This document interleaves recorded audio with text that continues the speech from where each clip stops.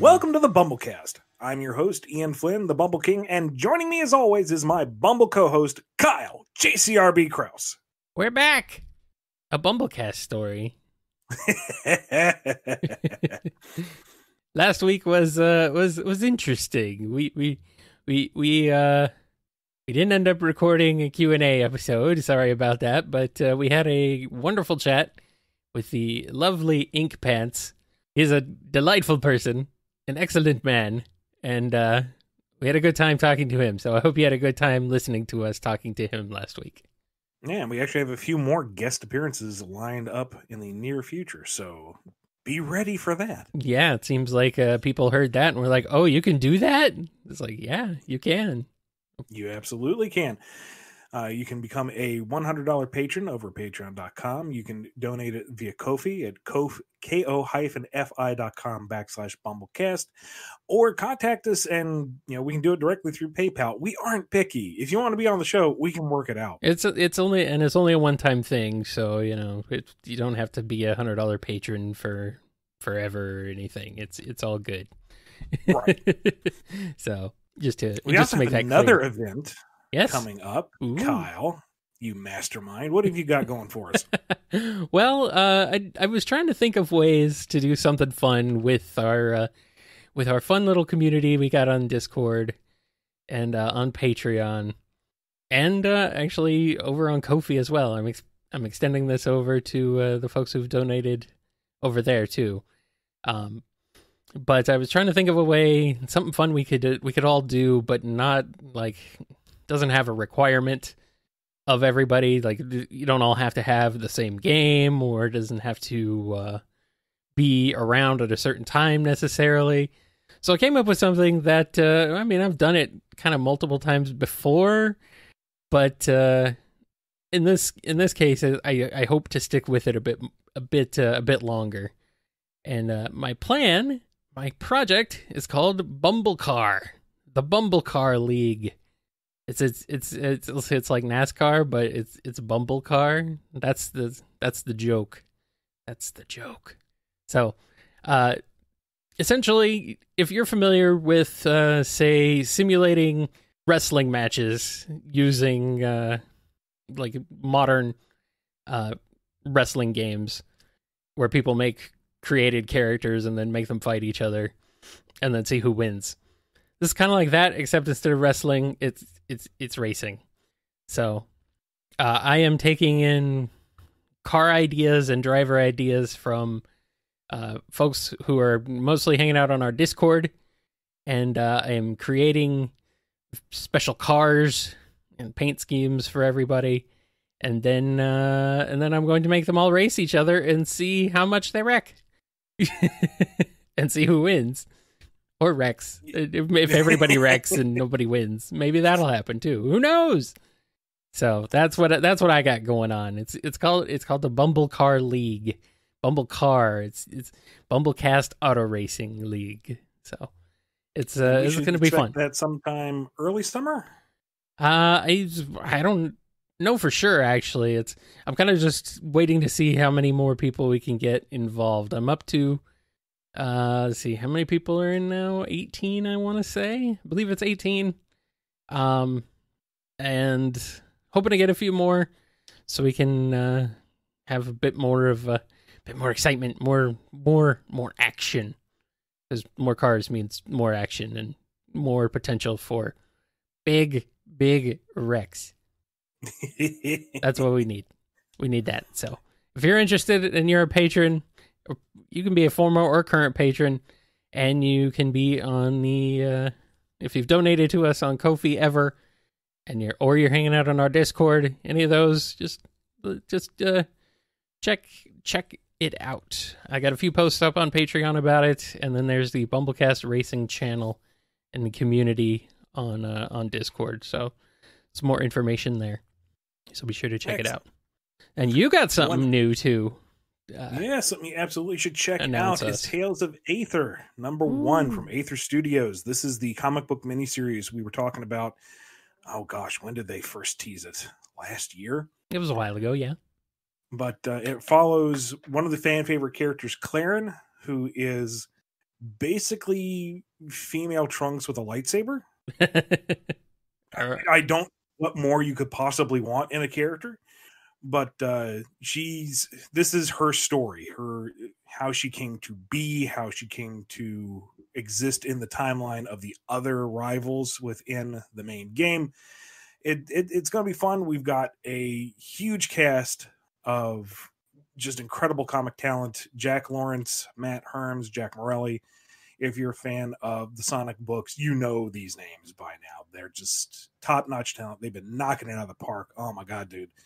Pages for number 3 came in for review, and it's just so pretty. But the first issue is available on Comixology. For a while, we were doing really well. We got up to like within the top 17 top sellers for Comixology for the month of May. And then some new stuff came out and stole our thunder. But if you haven't picked it up yet, it's got nothing but 5-star reviews. Grab it, read it, love it. Issue 2, I believe, is going to be out in June. It's kind of out of our hands because Comixology is a bit weird with how they handle that. But this is something that I've put a great deal of time and effort and love into. So please give it a shot. And I hope you enjoy. Awesome. Yes. Go check out Tales of Aether. I hear that it's doing pretty well on Comixology too, so go help contribute to that. Go. And if it does well enough, there could be more. If it doesn't do well enough, well, you know how that goes. But let us not dwell on negative possibilities. Let's get to the Q&A. Now, if you want your question answered on the show, email us at BumbleKast@yahoo.com. Tweet to us at BumbleKast. Comment on any of the YouTube videos, and if you're a patron, submit it on the Ask Q&A channel over in the Discord. If you want your question answered sooner rather than later, you can become a priority Q&A-er by becoming a $5 patron over at patreon.com/BumbleKast or sending us $6 US, that's 2 coffees, over at ko-fi.com, ko-fi.com/BumbleKast. Please be sure to check the master Q&A list before submitting your questions and the FAQs over at bumbleking.com. If the question has been answered or if we've covered it a lot, we just aren't going to do it again because we've already done it. It has been done. Without any further ado, let's get to the priority Q&A, Kyle. Let's get it on. Here's this one from Scurvy Piratehog to start us off. When they had the license, Archie Comics published comics based on the Sonic TV shows like Sonic X and Sonic Boom. And considering that IDW has published comics based on the different TMNT shows, what are the chances we could possibly see a Sonic Prime comic series from IDW? Given the precedent, you would think it's kind of sure thing, but it depends on if Sega wants them to do it, if the parties involved want anyone to do it, if IDW has the capacity to add yet another book to their library. I don't know. But I guess I'm just going to sum it up with I don't know. It would make sense, but I'm not in the right circles to have any kind of insight onto that. And next question is from PC the Unicorn. Ian, are you always surprised when a Sonic ship either gets a spike in popularity or becomes popular due to how you write the two interacting? Or have you gotten to a point to expect it? I recall you mentioning being surprised how popular Tangle Cross Whisper got, but were you also surprised by similar instances such as Knuxamy due to the Shattered World arc, Tails and Honey from the Champions arc, and Shadaze due to Sonic Universe #1 in the Treasure Team Tango arc? I'm kind of two minds with this kind of stuff. On the one hand, nothing surprises me anymore. But on the other hand, it does catch me off guard when it first appears, because a lot of those examples, like Shadow and Blaze exchanged a few words that were not confrontational. That is not the basis of any kind of relationship, well, romantic or otherwise. I mean, for Shadow, that's a high bar for him to cross. Amy helped Knuckles. Amy helps people. That's what she does. If that's the case, Amy cross everybody. And the less the what? The less said about that, the better. Of what? Of what? It cut out, sorry. And Tails and Honey. Oh. Just the less about that, the better. It's just because there are some folks who, the minute two characters interact, they see potential. And you know what? I'm not going to rain on your parade. If that's what you're into, cool. Have fun sailing those seas. I'm just not endorsing that ship. So to a degree, nothing surprises me anymore because people will ship any two characters for any reason. Even if the reason is there is no reason, they just like those two characters. And, go for it. With Tangle and Whisper, it was more, I was surprised that they took off so well in general.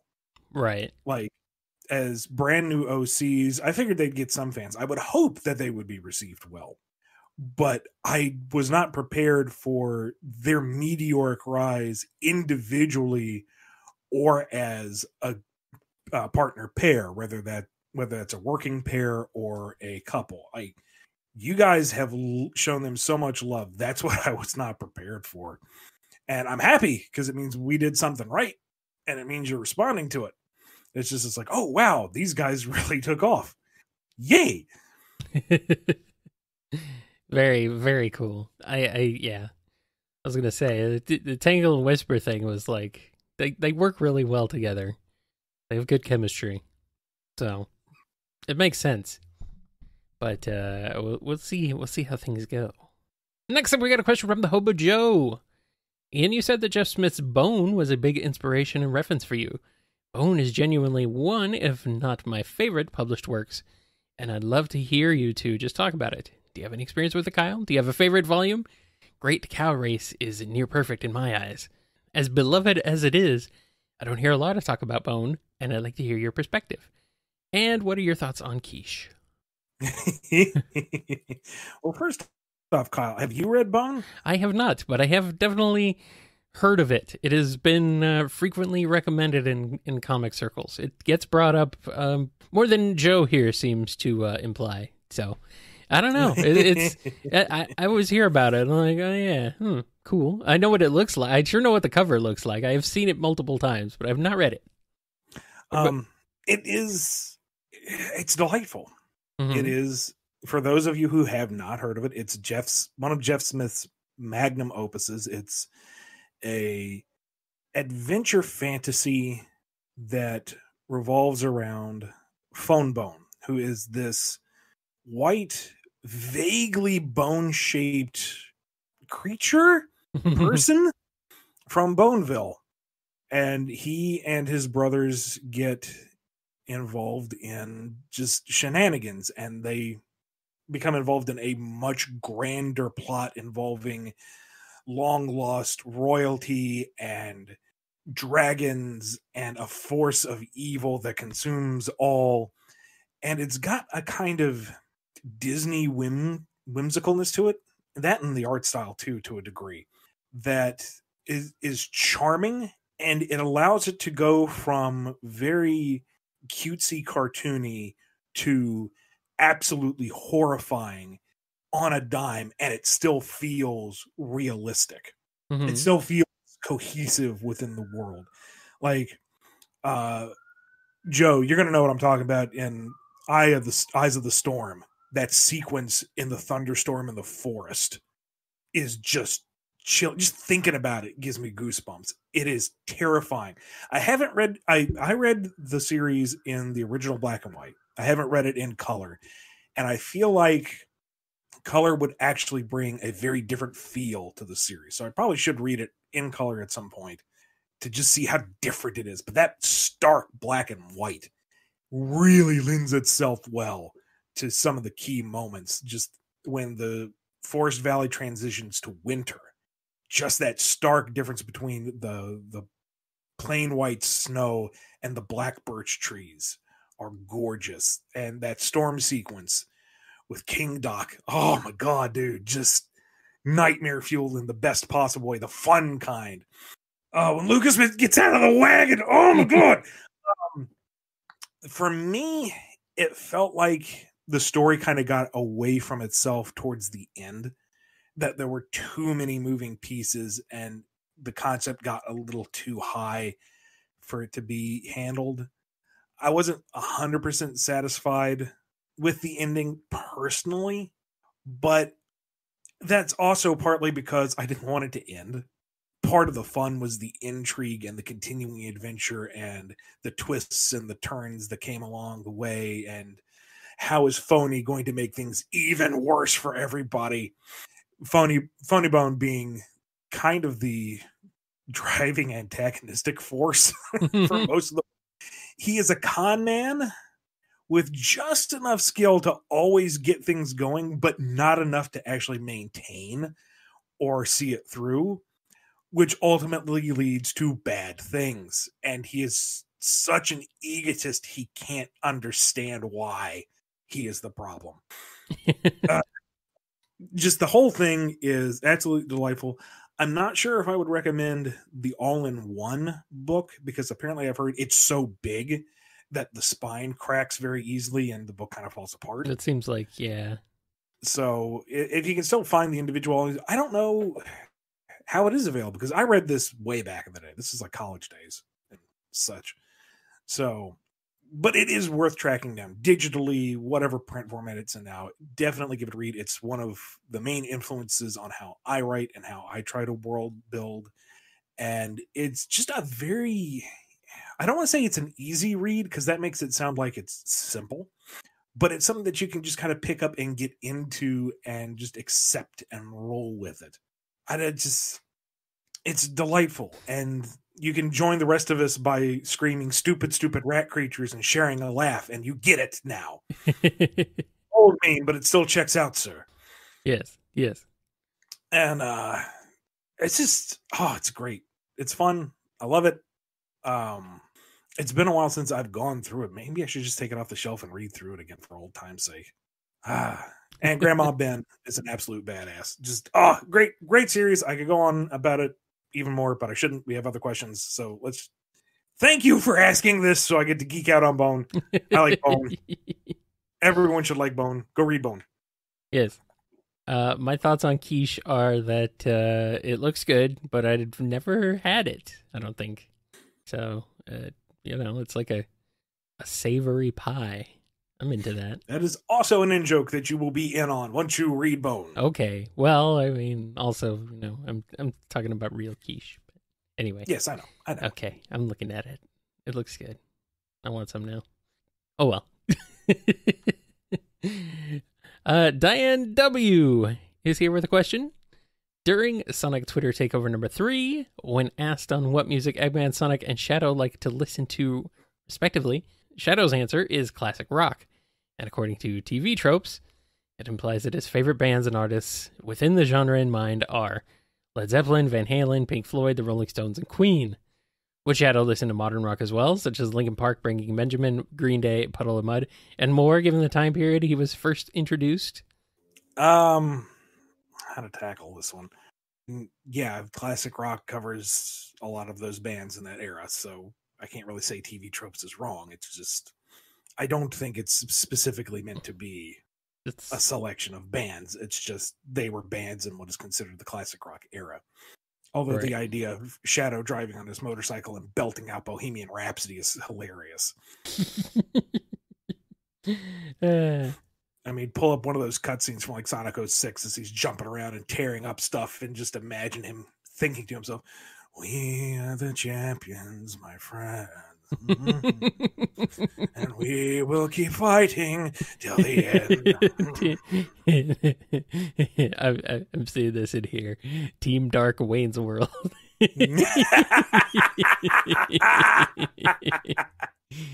Yes. And I almost feel inclined to say Shadow would like Linkin Park. Number one, because he is furry Vegeta, and two, because of all the freaking music videos out there using their music. But I don't know. I mean, if we're going to take that with a shred of canonity to it, he might see that as a pale comparison. Music was awful now. Back in the old days, that's when they really knew they were artists. Maybe. I kind of thought he'd be into industrial metal, considering all of the music in his own game and all the Shadow and Team Dark theme songs that have ever existed. I figured he'd be like in, late 90s, early 2000s industrial more than classic rock. I feel like there's more evidence of that. I think that was just a joke on the Twitter takeover, but I'm working with what I'm got here. Right, and more than like, pop alternative rock from the late 90s and early 2000s. Not really those sorts of things. More like, 9 Inch Nails and stuff like that.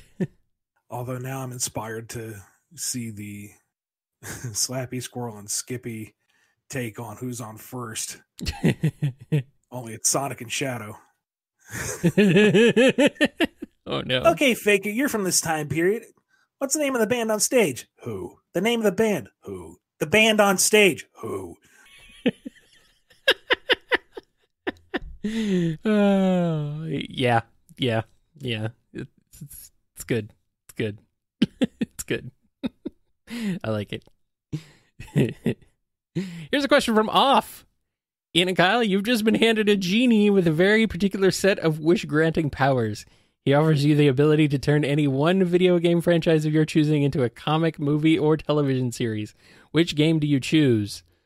Skies of Arcadia, done by the Bones Animation Studio. Come on. An absolutely authentic, straight from the source material adaptation. It's right there. Zero hesitation, zero thought. Just gimme. Yeah. I don't know. I'm a little dubious. Does this genie have it come with a guarantee of baseline quality, or? Oh no, I walked right into that trap. Or is this more like? Yeah, I'm thinking. Is this more like Calypso from Twisted Metal, and be careful what you wish for? That sort of sense. It's like, I don't know. They already had a Mario movie. They don't need another one. They're gonna do another one, but they don't need another one. Yeah, I don't know. I can't think of anything where I'm like, I'd want to see that as a movie or TV series. A comic? I don't know, maybe. A Shovel Knight comic. There we go. That's one thing I wanted to see. And I think you mentioned something about that before, Ian. And yeah. I'd love to actually see it for real, though. A delightful thing to work on at some point. Yeah, so we'll go with Shovel Knight comic. There we go. Here's one from Son Amy Channel. In IDW Sonic, issue number 27, Cream showed that she can do spin dashes like Sonic and Tails when she and Gemerald were fighting Xena for the Chaos Emerald. I don't know if I missed something, but why is it that Amy can't do spin dashes like Cream and the others? Gameplay-wise, I think it's just because Cream is meant to be easy mode, and spin dashes are very easy. And Amy has been sidelined internally from being an action character for a large portion of her existence. Yeah. In canon, I got nothing. Some things I just can't rationalize. Yep. I mean, Sonic Heroes, she is like, she's the speed type, so she spins, she dashes, she has a homing attack, she's super fast. Yeah, I mean, if you're trying to reconcile game movesets in Sonic, you're basically going to drive yourself insane. So, just don't. Easy fix. Here's a question from Dagama. What's it like being assistant editor on Tales of Aether? Does it mean you have to oversee and approve art? And if we were to ever get any Tales of Aether stuff from a writer other than you, scripts, like an editor at a normal comic book company would? I had figured Lawrence Herm's and Morelli's involvement was you going to the Aether guys and going, hey, these guys do good work and you should hire them. But given that you're editor, does that mean you hired them yourself, likely with approval from the Aether guys? Are you getting paid both a salary and as an editor and the pages as a writer? Page rates as a writer? Okay. Lots of inside baseball here. And I don't think Dan would have any problem with talking about this. So Dan, if you do after the fact, sorry. Initially I was brought on to write, and that I was paid for as a writer. And then Dan asked, if I had connections or if I knew any way of getting the book put together and published anywhere. And I said, yeah, I know. I've been on the receiving end of edited comics for a while. I kind of know how to put one together. So that's when I got the additional role of assistant editor. Dan is credited as creator and editor because he had final say on everything. All lore decisions, story decisions, and such are run by him. It's his property. He is the grand poobah of the Aether stuff. So that's why he has top credit. But I did do the talent scout, checked rates with various people, ran a few creators by him, and he picked what he thought felt best for the project. And then it was my job to keep everyone on schedule, make sure everyone was coordinated, to help proofread, and if there were changes, because we are developing the series as this comic was being produced, see if anything needs to be changed in post-production, scouted out various publishing options, and helped build the books for digital print. So it was a lot of stuff that I've never had to do personally. It's stuff that I know about because, I am kind of aware of the process. But this is the first time actually getting so hands-on in the creation of the book, not just firing off the script and letting other people do it. So it was a major learning experience for me. And it's one of the reasons why I want this book to succeed, because I put a lot of work into it. This is kind of my baby. It's kind of become one of mine. So yeah, please support the book. Please, please, please. Yes. Go check it out. Go check out Tales of Aether and, Dragoon while you're at it. Go check it out. Go read both of Ian's babies.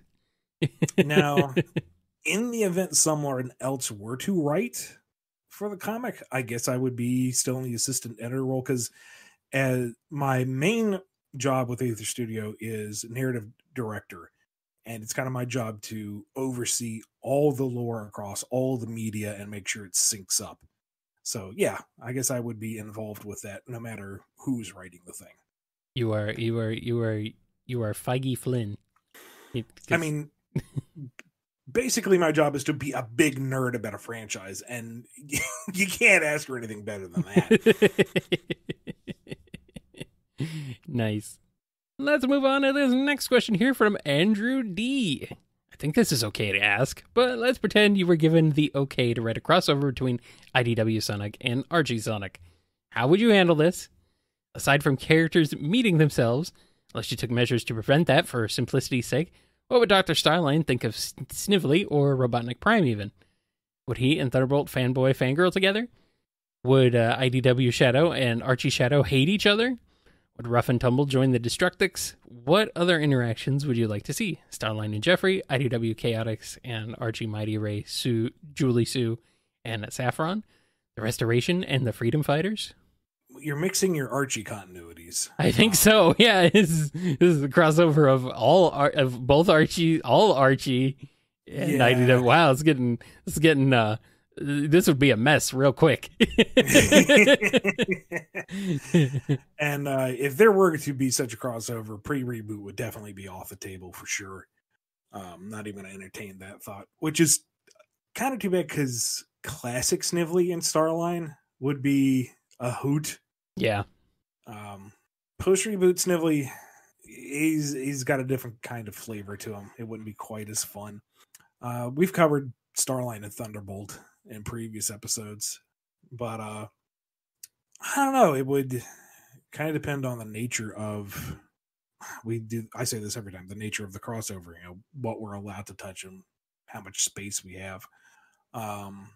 Post-reboot Sonic and IDW Sonic really aren't that different in terms of character motivation and background, so he and the rest of the Sega cast could honestly probably just coexist across both. It would be a merger of the extended universes. Right. So I mean, I guess you could have Jewel getting pointers on how to run things from Sally. You could have, oh man, be a pretty awesome team up between Whisper and Bunny. They're just swapping wisps on the fly, shooting various things as they run through the battlefield. Tangle falling hook, line, and sinker for Antoine's tales of his own bravery and exploits. You could have some fun with it, I'm sure. Yeah. There's definitely a possibility there. But, you don't get it tangled up in the in all the nuance and all the differences between post reboot and pre. It's a lot. I think Starline would probably enjoy post reboot Eggman more though, because with IDW Sonic we lean a little more into his game aspects, especially his fallibility, whereas Archie Eggman pre and post reboot leaned more heavily on making him a competent, terrifying force. And yeah, that's true. Not quite as much acknowledging his shortcomings in the games. So he would almost be the character that Starline wishes Eggman was. So there could be some fun there. Yeah. And our next question here is from Speed Weed. All right. So now that I know you've played some Metroid in the past, I gotta ask, given your take on doppelganger characters, what is your take on the X-Parasites as sort of this sci-fi horror concept? What with their John Carpenter tier ability to mimic living organisms? Do you feel like in some areas they could be improved upon, or do you feel they're just fine as they are for what they are? Also, just so I have to know, since I can't use Dark Samus for this, at least not yet anyway, how much of a horror story would you get out of the saxophone being thrown into Sonic's world, given what the saxophone represents in Metroid Fusion? In terms of just Metroid, I think they're fine as they are. They're a reasonable enemy, fodder. They're an interesting way of explaining the power-ups floating around. And we covered why SAX Samus is just terrifying. That she's a great use of the themes and the tropes of the series and turning them on their head. If you were dropped the X-Parasite into Sonic's world, you basically have the Zombot arc, but worse. Yeah. Because instead of just turning into shiny zombies that can't really be damaged, you would have all sorts of body horror, identity crisis stuff. And the whole thing with the Zombots is you can hit them point blank, they'll recover. The X-Parasites still render things meaty and destructible.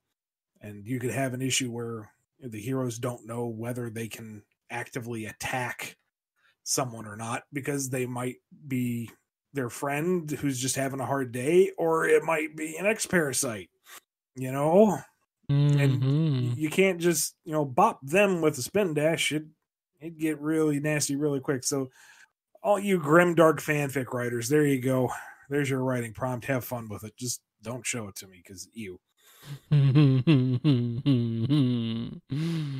Oh, boy. Yeah. Here's a question from Mike B. I got a deep and philosophical question for you. I've seen people talk about how they want certain parts of Sonic Fanon to be Sonic canon, whether it's a relationship, a character's personality, what breakfast cereal is their favorite, etc.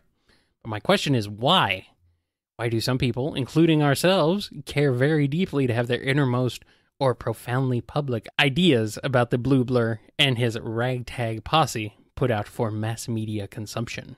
I think generally it's a desire for validity, that my idea is so good that it is part of the main brand. It's not just my idea here on the fringe as a fan for my personal consumption. It is part of the mainstream. It is now legitimate, and it is for everyone to experience and enjoy. I'm pretty sure that some people take it as a little more how to phrase it. They want the validity for themselves, I guess. They want the badge of saying that my idea has taken root. Look how smart I am. But I think that more folks want to just see that validation of this is what I like, and it is part of the main thing, and therefore it is validated that I am in good taste and that it works, and now everyone can enjoy it with me. Because there is that degree of, fanon just being hand-waved as fanon. And there's a greater discussion to be had about that over how much it should count and, what counts really as official material. The consumer versus the creator, which is a bigger topic than I really have the energy to get into right now. We've covered it in the past. Yeah. But and sometimes the fanon idea of how to patch some things is better than the source material. There's that aspect too. Like, look, it's an easy fix. We can change this to be better. Why aren't you doing it? He said, not really referencing anything in particular over the past 15 years. But I think that's just really the core of it. The crux of it is wanting to feel validated, is that, this is what I like. This is what I would like to see in one of my favorite things. Wouldn't it be great that everyone agreed and it was part of it? Yeah. And there's nothing wrong with that. It's a confirmation bias, which is not necessarily a bad thing in and of itself. So I think people get hung up on bias being bad. It's not inherently bad or good. It's just it's there. It's a fact of life. So, but having that confirmation that something you thought would work actually does work. It feels good. It feels good. So, and plus, everyone has their own thoughts and opinions on how something should be handled. So, it makes sense. And we got to have something to take away the pain from living, right? So, something to distract us from whatever's going on. Yeah. Here's one from Robotnik Holmes. Quasi-badniks were just introduced, being random mishmashes of robot parts made into one badnik. Just for fun, what would you create if you had all the badnik parts at your disposal? Would you create something fierce or something funny? Go! Nah, I don't want to put too fine a point on it, because I actually have had in my back pocket an idea involving mishmashing badniks. Mm-hmm. So I don't know if I'll get the opportunity to do it with this. I don't know. We'll see. But in general, I would want to do something that is goofy at first appearance and then becomes absolutely horrific, John Carpenter-esque, if you will, by the end of it. Which, who was it who was talking about the design of horror, where it's really, you take something to the point where it is absolutely ridiculous, but you take away the humor of the context, and then it becomes terrifying. Yeah. Something that is, that there's that fine line between hilarity and horror, and when you manage to find it, whew, you get some good stuff. So that's what I would do. I would find some kind of mishmash that's just kind of, oh, how weird, until it starts moving, and then you're going, ah, ah, ah. Yeah.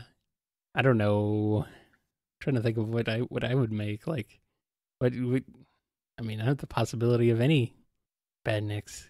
Some of the badniks, though, are already like combinations of multiple ones, like something from Sonic 1 combined with something from another one from Sonic 2 or something, and that ends up in Sonic 3. But I don't know. If it was like Caterkiller, so I'd feel like I'd use Caterkiller for something. But I don't know what to combine Caterkiller with that would work. Yeah, maybe like the slicers from the Metropolis Zone. Kind of, they have the slice thingies attached to them. That'd be kind of cool. Yeah, or maybe give it wings, because it's a Caterkiller. It becomes an evil, monstrous butterfly, robot butterfly. I don't know. Give it wings. Caterflitter, if you will. Yeah, something like that. That'd be cool. I don't know. Combined with a buzz bomber. That would be weird. Here's one from Pen Dulce.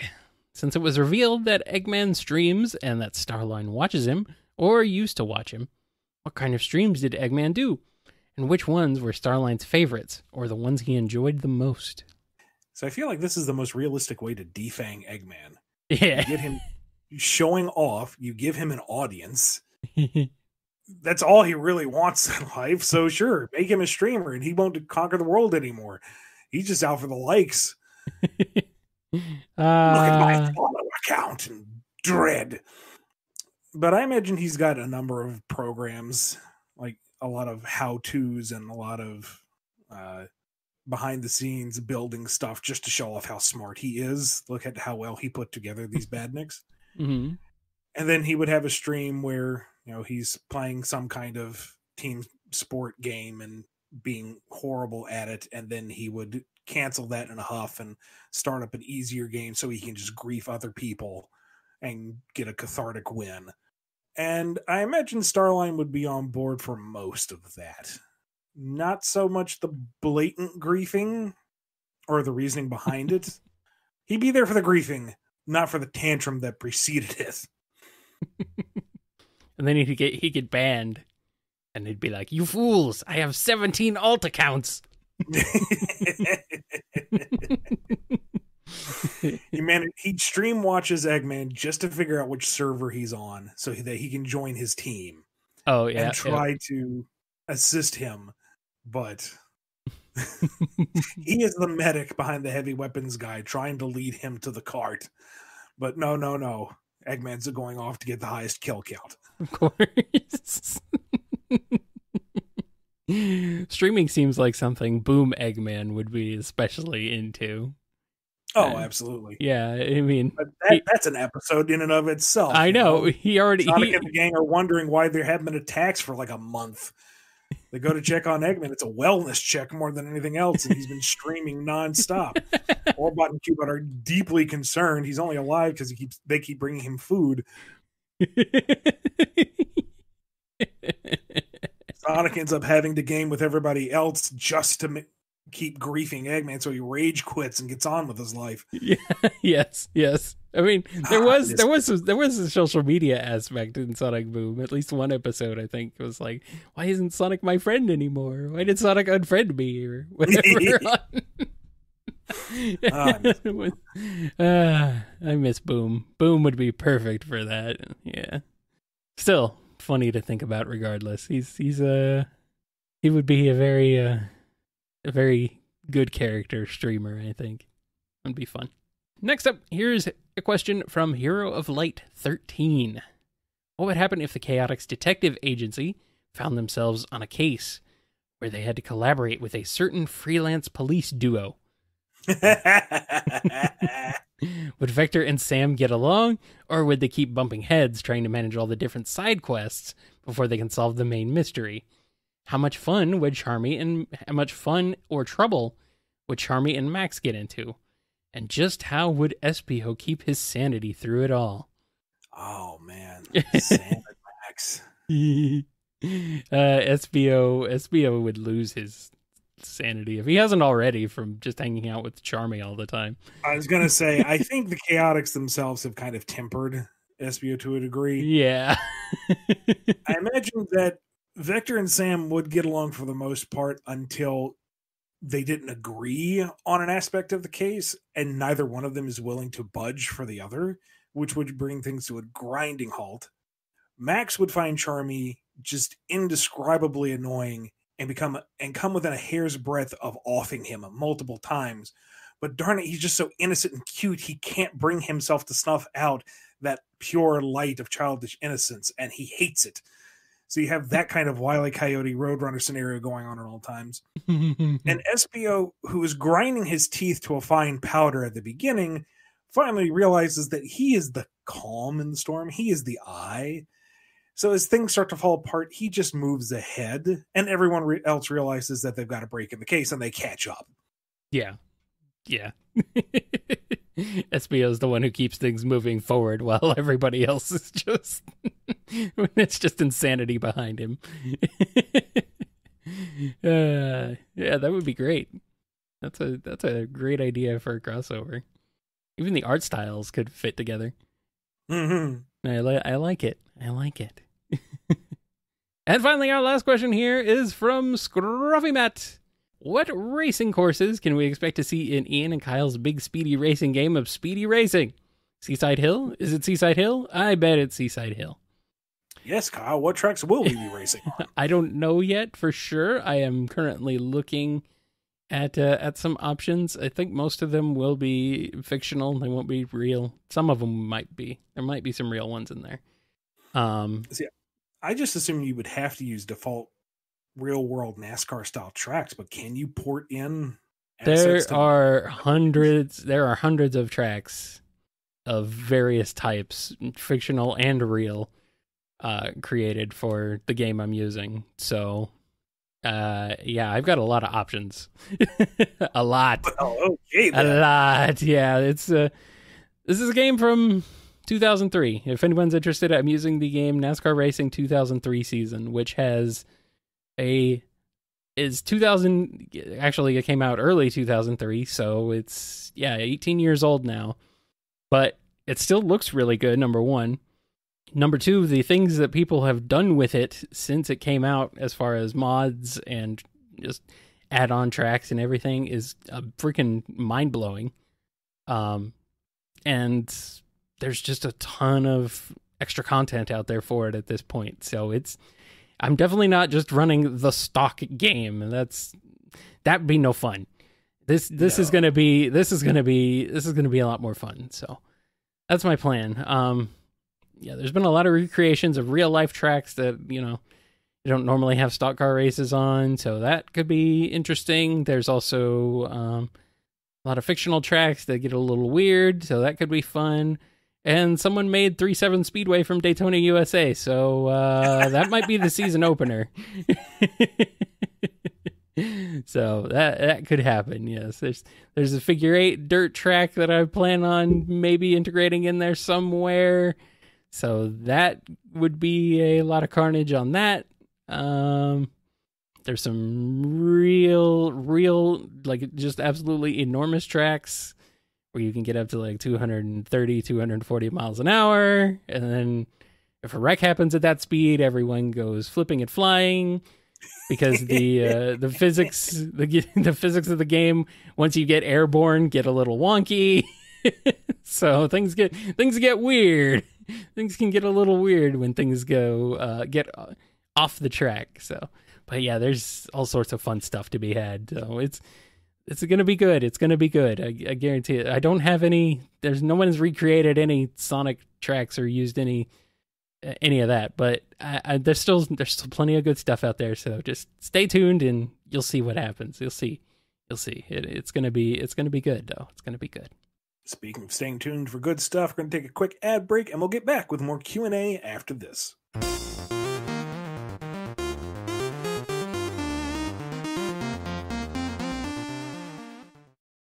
Let's go ahead and jump on over into the standard Q&A. Start off with this one from Cassidy J. I have a quick question about Mimic from the IDW comics. Can he breathe underwater along with air, aka aquatic respiration, since he's an octopus? I guess so. That actually hasn't come up in any discussion. So he's a malleable fellow, so we'll just say, yeah, sure, why not? I mean, he is malleable. He's an octopus. Exactly. Kind of what they do. And a question here from Lethargic Place. That's my house. In a previous In a previous podcast, Ian spoke on how current events made Sonic's stance on Eggman a bit tone deaf. I just want to say, acknowledging that means a lot to me. I'm one of those people dealing with current events. I wanted to get that out of the way. After that, you talked about how this was to justify Sega's stance on characters in regards to Eggman, and that they don't keep track of them. My question is, Shadow seems to be hellbent trying to track down Eggman. Is that the difference between the characters now in Sega's eyes? Shadow's the only one actively seeking any action or change, and no one else seems to really care? This is... Okay, general, I'm not sure.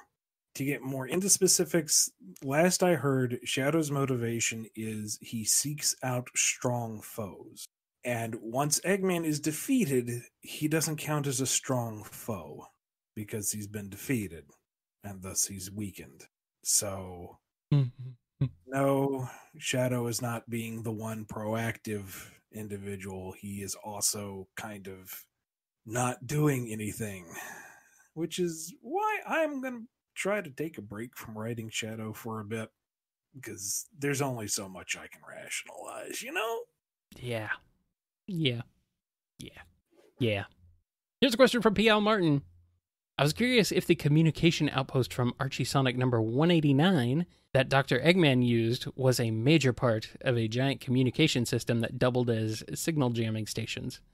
I'm asking because one of the things I was always curious about was why the people of Mobius weren't able to coordinate properly until after it was destroyed.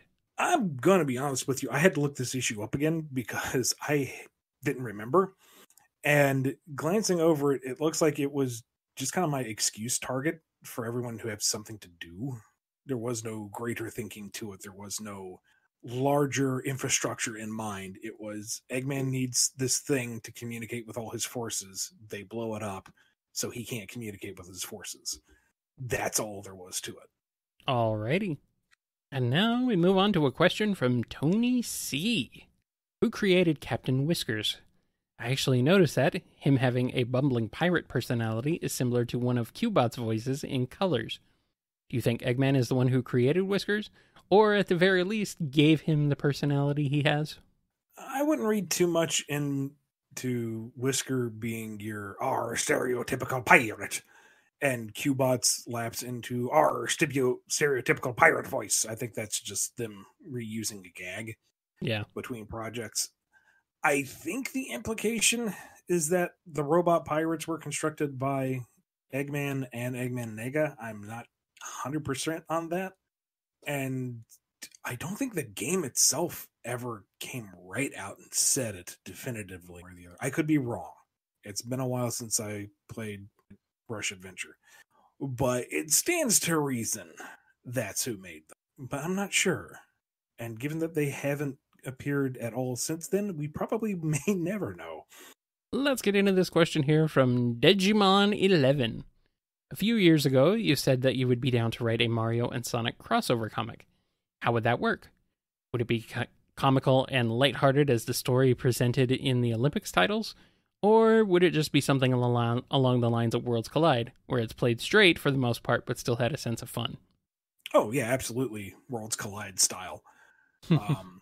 People want their quote-unquote serious Mario and Sonic crossover, but not so serious that it loses the fun and the whimsy of the two franchises. So, yeah, I think Worlds Collide is definitely the tone I would be aiming for. It has to be a Mario and Sonic fight. That would, yeah. I mean I don't know how it would work, but... Well, here's the thing. Princess Peach gets kidnapped by some incredibly fast blue blur. Oh my goodness, who is this? They see Sonic running around. He's a blue blur. Clearly, he is the one at fault. They fight. Oh, wait, no, it was actually Metal Sonic who kidnapped her because Eggman and Bowser have teamed up. It's that easy. Yeah. I mean, I'm just thinking in terms of like movesets. Like, I mean, you just kind of have to write. I guess you just have to write a Smash Brothers battle between Sonic and Mario, and I guess that would work. I mean, him doing the spin stomp to, Crash Hawkins the spin dash. Yeah. I don't know. A lot of gymnastics in that one. Yes. Mental and otherwise. I mean, heck, I'd even go so far as to say rip the format or the pacing off of Worlds Collide. Heroes fight in Act 1, heroes unite and travel across some kind of weird mishmashy world in Act 2. Villains are at each other's throat for the big finale in Act 3. I mean, it ain't broke, don't fix it. Yeah. Sure, it's not original, but it'd work. It'd be fun. Yeah, it would be. That's all that really matters. Details. And Eggman and Bowser together would be a totally different dynamic from Wily and Eggman. Oh, sure. I mean, the vile but inevitable betrayal between the two of them would come from a mile away. Of course. That's part of the fun. Of course, yeah. But it would be a good combination to see that, just to see what would happen, to see how their personalities would work when thrown together. Maybe so I'm not ripping myself off too much. Put a spin on it, because one of the most delightful things about Worlds Collide was the bromance between the Doctors. Yeah. Maybe the entire thing for Mario Sonic crossover is that Bowser and Eggman get in contact with each other, absolutely hate each other, and so the whole thing is their two dimensions going to war, and Mario and Sonic are just kind of caught in the middle. Eggman kidnaps Peach, not to destabilize the Mushroom Kingdom, not to do anything against Mario. It's strictly to deny Bowser the satisfaction of kidnapping her. There you go. He has zero interest in Peach whatsoever. It's just, that's what Bowser wants. So no, he can't have it. Oh, how do you do? Would you like a drink? Please make yourself comfortable. You'll be here for a while. Eggman's constantly getting mad because Bowser's just roaring. He's not actually saying anything. It's like, well, that depends on what real words. Bowser can talk. It's just I know he can. Only text boxes. I know there would have to be some very. He'd have to make a lot of changes to the way Mario games work. I mean, I guess you could look at like Paper Mario and Mario RPG style games for that, where Bowser actually, he does talk. Yeah, Bowser talks in a lot of media. That he even talks in the main games. That's not an issue. Yeah. It's just kind of funny. One who's really like mute for most of it is Mario. But I would hope they'd give us some latitude on that. I don't know. Yeah. Maybe we'll see. Maybe that movie the new Mario movie will shed some light on what they'll do. Will they let Mario speak in that? More than beyond the usual. Yeah. All right. Let's see. Where are we? Oh, there we are. Okay. Here's a question from Gavin F. What with all the shadow talk recently, I was wondering, where does he live? Is he still a gun agent? Does he live under a bridge? I have to know. As far as I know, he doesn't live anywhere. He's kind of like Sonic, a constant vagabond. Yeah, he's a wandering hobo. And apparently he's never been an agent of Gun. What are you talking about? Yeah. He's never worked for Gun. That's never happened. Yes. Yes, you've heard of Sega Hardlight, and now here's Sega Gaslight. Yeah.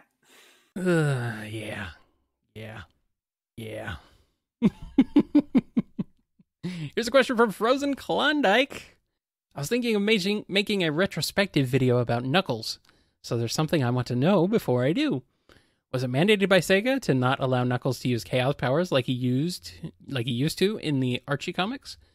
As a Guardian, there are so many abilities he should have that he just doesn't. Turning super, flight, chaos powers, etc. Not to mention, Blaze has a bunch of abilities as a Guardian, but Knuckles doesn't.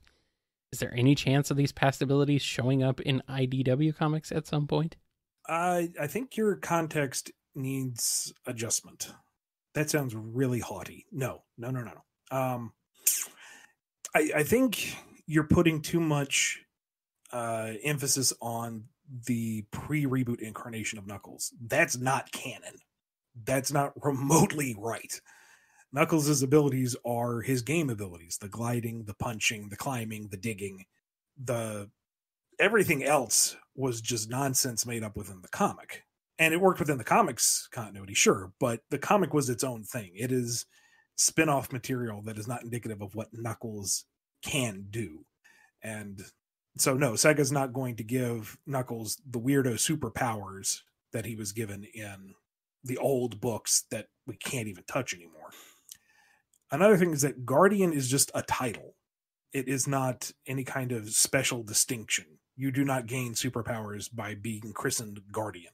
Knuckles is the Guardian of the Master Emerald, which just means he guards it. That's it. I don't even think the title was really used in any special capacity in the games. It was made into an honorific within the comic. So, and again, that comic is dead and gone forever, so it doesn't really count anymore. Sure. Blaze is a different story. Blaze got her powers. Well, that's something of a mishmash. Either Blaze had her powers beforehand, and that's why she was able to control the Soul Emeralds, or the Soul Emeralds gave her fiery powers, and we go from there. Her different origin stories between the games just don't mesh. I know folks have made an effort to, but I'm sorry, they don't. It was messed up. The Soul Emeralds are different, one way or the other. Her relationship with her powers and her magical gemstones are a different scenario than Knuckles. Knuckles doesn't get any special boost off of the Master Emerald. And as I have been told in the past, the Master Emerald has no special properties. But of course, we're going to touch on that in a future question, so I'll leave that where it is for now. I guess more to get Frozen Klondike, to get to the crux of your question here. Don't look at the Archie comics as your basis for the character. You have to look at the games. They came first. They are the basis of which all else is built off of. So Knuckles having superpowers in the comic is the oddity. It is the outlier. It is not the standard that should be aspired to. It is. I'm kind of hung up on the whole. You saying that the Master Emerald doesn't have any special abilities. We'll get to it. Because trust me. That's like. that's another instance of Sega Gaslight rearing its ugly head yet again. Boy. Oh boy. Here's a question from DR. Were there plot points in the Tangle and Whisper mini that didn't make the cut? I've had a curiosity in the unused. No, Tangle and Whisper's pretty much as written. I think like the only change we had to make was a specific design for the shadow androids.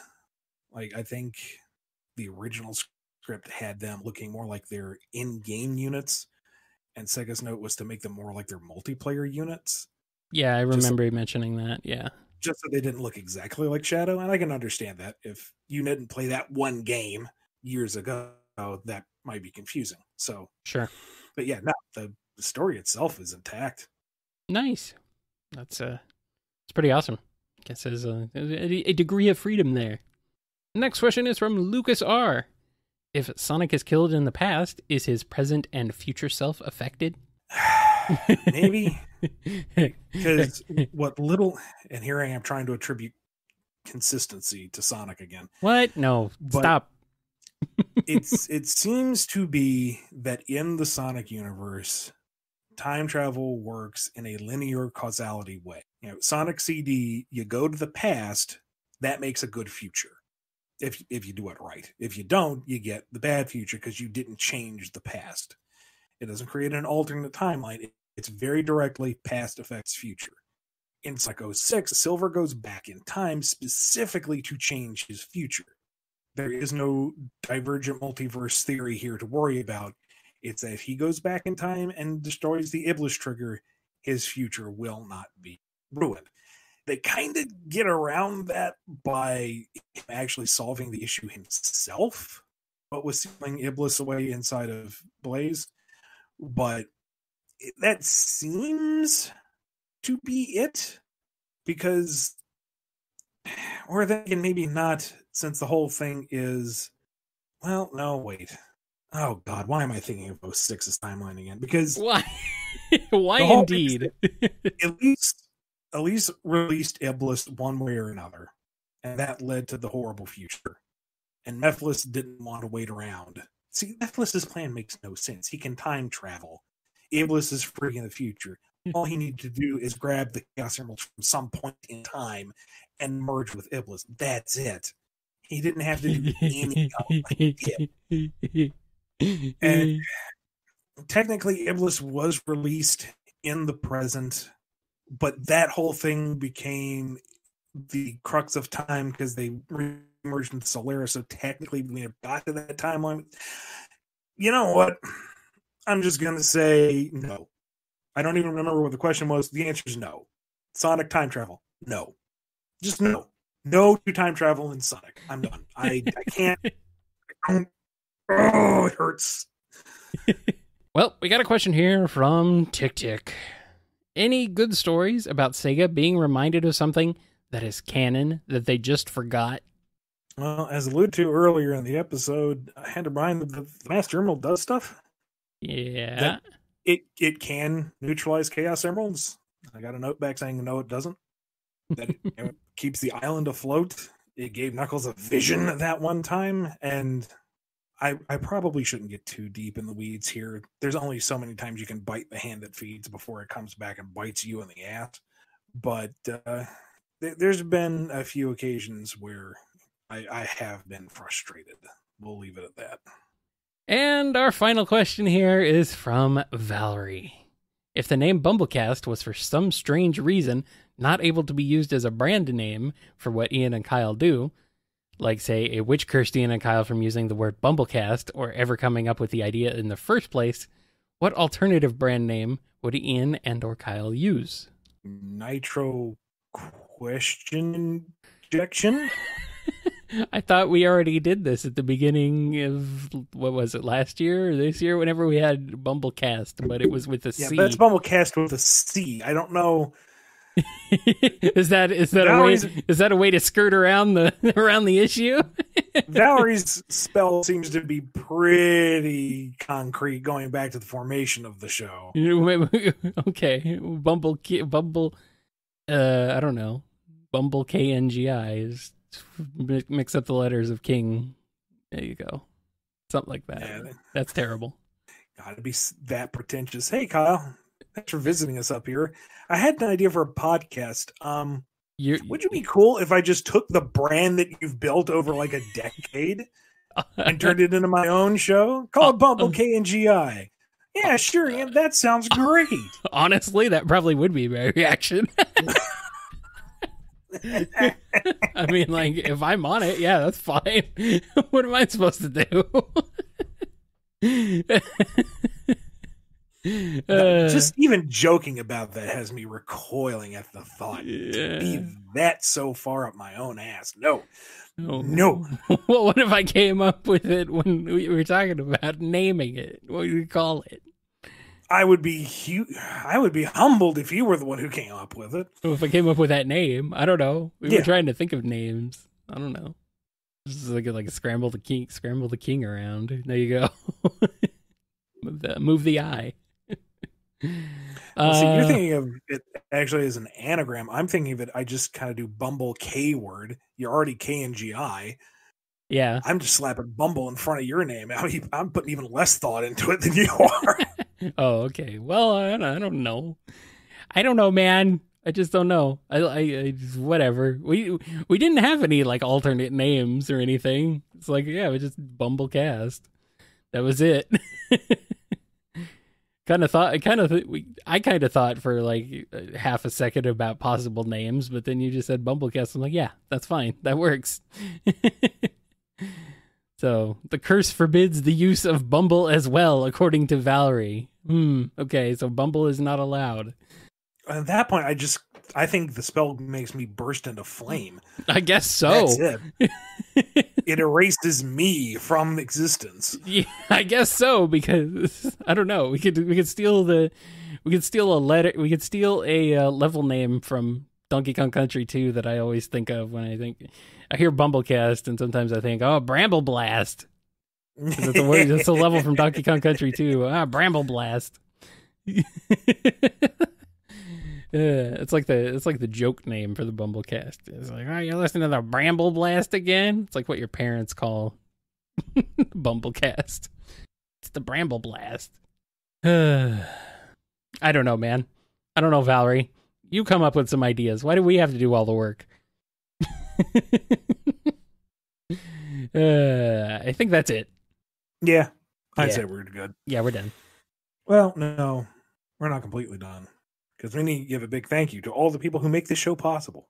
A big thank you to Daniel H., Alex P., James K., John B., Jennifer R., Samuel P., Robotnik Holmes, Sam Cybercat, Mike B., Justin G., Torchbound, Coupling Crew 128, Duas Diz Din, Diane W., Scruffy Matt, Andrew D., Chris A., John M., Sawney, Dawn B, Yami M, Lee HK, Sid Fritz, Lisa M, Salute Your Cat, Chevelle, Silly String, Noni, Bradley TT, Off, Dave M, Blue Title Gamer, Justin S, Tick Tick, Paps, J Frost, Final Neil, Diggy to Wiggy, Jib, Jonathan D, Hero of Light 13, Rachel W, Godzilla, Chaos Universe, Sonic Legacy, PC, The Unicorn, Biggie Bang, Daniel B, Doubter the Dalek, Preston M, Sony, End of Joshua S, Owen BD, Jonathan W, Red the Super Namek, Ryan D, Flixie, Sapphire Scarletta, Chase L, Joe S, Turbo, Red Wolf, Fernando G, Crooker, Les, Speedweed, Scurvy Piratehog, Sanity Channel, and Pandolce. Ooh. Thank you, everybody, for your support and all the things. There are so many names in there now. Yes, it's not like the old days where you could say it all in one breath. It's definitely not, and it's awesome. Good to have you all on board. Thank you, thank you, thank you. Where can people find you online, Ian? Find me on Twitter at IanFlynnBKC, my personal website, BumbleKing.com, which includes a link to my personal webcomic with Adam Bryce Thomas, Drogoon. Kyle, what about you? You can find me over on Twitter at KyleJCRB. You can also head on over to kngi.org. That's the home of my other show, Nitro Game Injection, which is a video game music show that you can listen to streaming live on Fridays at 8 p.m. Eastern Time. You can also find all the archives of the BumbleKast and of Nitro Game Injection and many other shows over on kngi.org as well. So KNGI Network, always a good time. Always good. Follow the show on Twitter at BumbleKast. Contact us at BumbleKast@yahoo.com and listen to us on Apple Podcasts, Google Podcasts, Amazon Music, Audible, our YouTube channel, and kngi.org. And, of course, there's the Bumble store. If you need some Bumble merch in your life, head on over there, shop.spreadshirt.com/Bumble store. Check it out. And catch BumbleKast Gaming live streaming on YouTube. That's youtube.com/BumbleKing videos, Sundays at 10 p.m. Eastern Time. And sometimes at other times, too. Also entirely possible. Occasionally. Like you did that. You guys did that. You did 2 nights of new Pokemon Snap. Mm-hmm. It's like, oh, Snap. a little bit of bonus going on there. Indeed. Yeah, so yeah, keep an eye out. Subscribe and like or dislike. Do whatever. Doesn't matter to us. As long as you're doing something. Leave a comment, even if it's just a single letter. That's fine too. Or if it's the word, I don't know, biscuit. I like biscuits. You like biscuits, Ian? I do enjoy biscuits. How many biscuits can we get commented below? How fat can you make me on e-biscuits? Let's find out. Biscuits. Anyway, I think that's it. That wraps us up for this episode of the BumbleKast. Thank you so much for joining us, and we'll see you next week for more B&K goodness. Biscuit King. That's the name of the new show. Quasi-badniks were just introduced. Yes. They're very clean. Introduced. Listen, if you wanted someone who could read, why did you ask me to co-host this podcast with you? You should have asked someone else. You asked me. I can't read.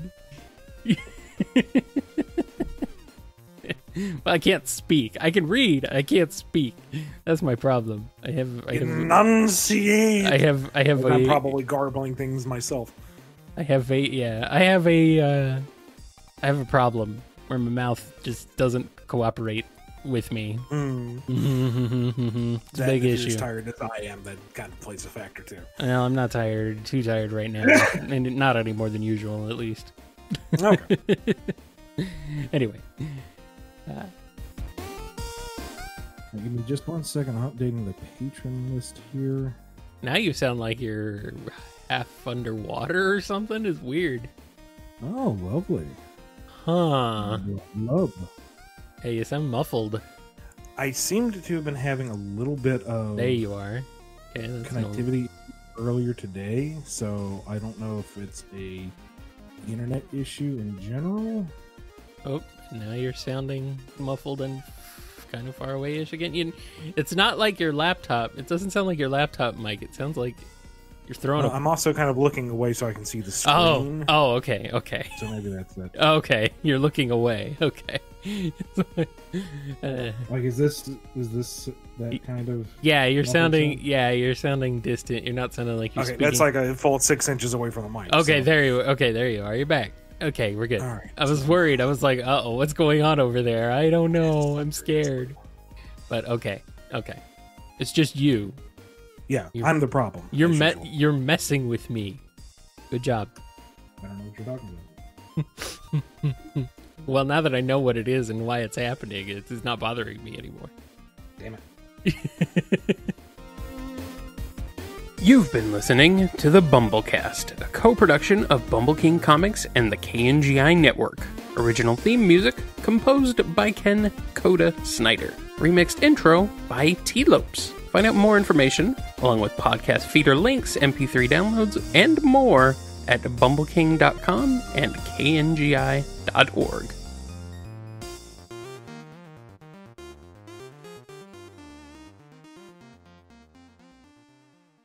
Biscuit Cast? No, Biscuit King. Oh, but just Biscuit King? Okay. I thought that would be just the whole new name of Bumble King. Just call it Biscuit King. Welcome to Biscuit King. I'm your host, Ian Flynn, the Biscuit King, and joining me as always is that slab of butter, Kyle JCRB Krause. I am delicious. I'm melting them. Joining me as always is the jam to my preserves, Kyle JCRB Krause. Oh, man. Oh, man. Joining me as always is the Pillsbury co-host, Kyle JCRB Krause. What are you doing? What are we doing? We're talking about biscuits, man. You want to talk about biscuits? Joining me as always is the man who makes a distinction between what is an American biscuit and what the British call a cookie, Kyle JCRB Krause. I mean, would I make that distinction always? I don't know. It could be both. It's a bone of contention for me. It's not a biscuit, it's a cookie. It could be. You know what? I'm okay with a biscuit cast talking about cookies. I'm okay with. I will. Let's make it. Biscuit canon can include cookies. That's fine. Now I'll give them petrol because it comes from petroleum. Sure, I'll give them aluminium. That's way more fun to say than aluminum. But biscuits are doughy little cake things that you put meat in and gravy and eat them for breakfast, lunch, dinner, all the time. Biscuits, cookies are cookies. Cookies are little sweet things that you have after your biscuit. I don't care if they came up with the word first. They're wrong. It's cookie. Noni is saying that it's because they're called biscuits because of tax law. That sounds very British. That does sound very British. Yes. Well, you know. Let me guess. They were calling cookies biscuits to try and skirt around the higher taxes on sweets or something. Yeah. Yeah, probably. Yep. Or chips versus fries. Yeah. See, I will grant them crisps because that sounds nice. You can get a bag of crisps. That makes sense. Fries are fries. They are not chips. Chips are crisps. Yeah, that's fine. I mean, we crisps still got are chips. Chips are crisps, but chips are not fries. No. But we still call it like fish and chips here, I guess, because of the semi-alliteration. We kind of you're not going to call it fish and fries. That doesn't sound nearly. Although that's actual alliteration if you call it fish and fries. But the fish and chips, it has that nice sound between the two of them, the two words. So it makes some sense, but. Bangers and mash. That's a very funny thing to call it. I like bangers and mash. Or spotted dick. That's a terrible. Sounds like a terrible affliction.